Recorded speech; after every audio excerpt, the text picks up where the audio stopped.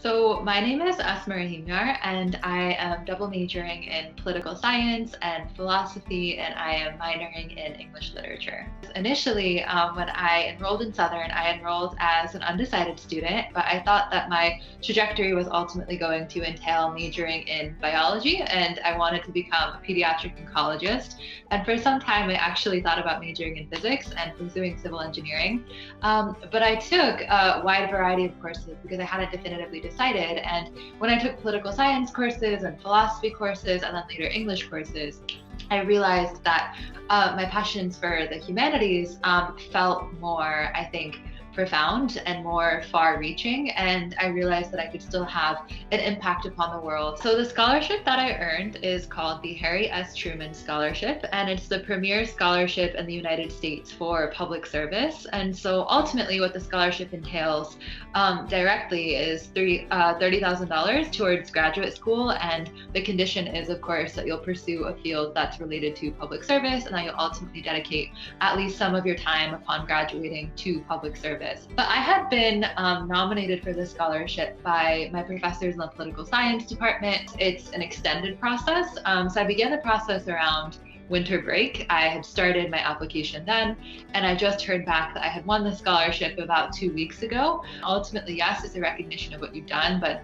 it's also a testament to the work that you still need to do. And when you're granted this scholarship, it's a privilege that you're being granted, and you need to ensure that you enact this privilege or that you uphold this privilege with the thoughtful dedication and extended commitment towards using the connections that you forge and the financial benefits that it provides in service of the global community at large. So with regards to the specific work that I've done on campus, I think that my extracurricular activities, they're very organic. And what I mean by that is I didn't go out looking to be an advocate. I felt as if these causes mean so much to me in a way that's very personal, and inevitably I felt obligated to advocate for them. One of the causes that's very near and dear to my heart is the immigrant experience, and more specifically refugee rights. I'm a tutor at our Academic Success Center, and so I feel very strongly about ensuring that our bilingual students have equal access to the same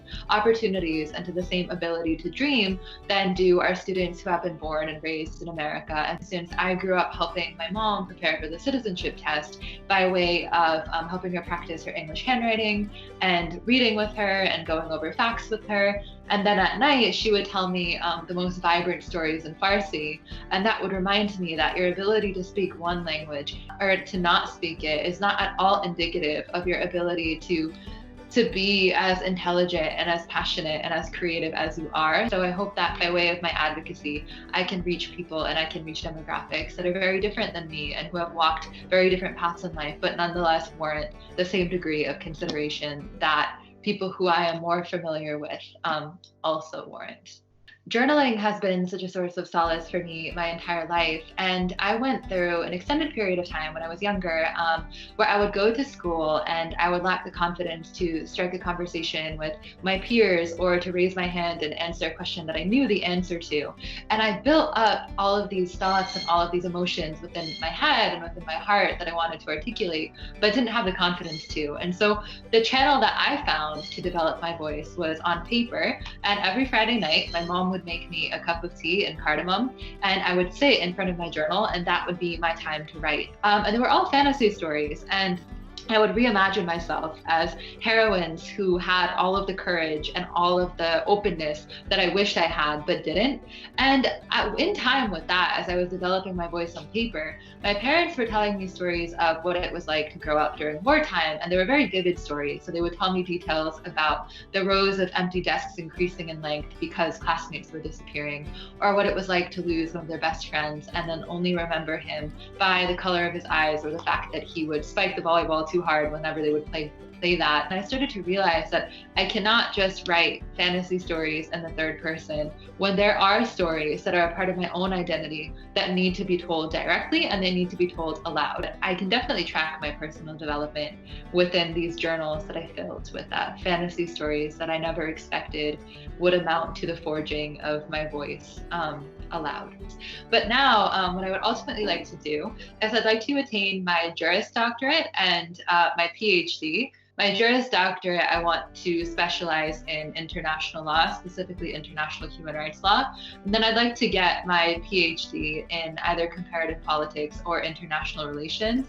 And there's wonderful programs that offer a joint JD PhD, and I've been looking into those. I'd like to be an international human rights law lawyer, and I'd like to be involved within transitional justice processes.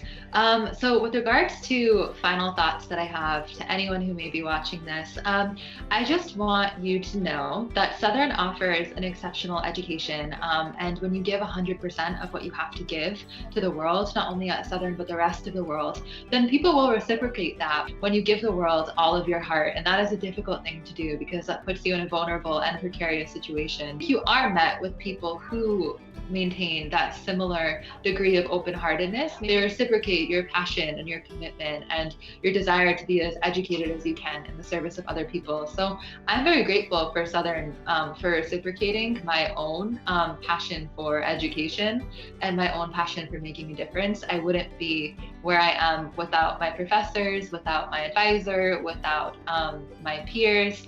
And so I'm just very grateful for that. And I think it always takes a village to make any person who they are.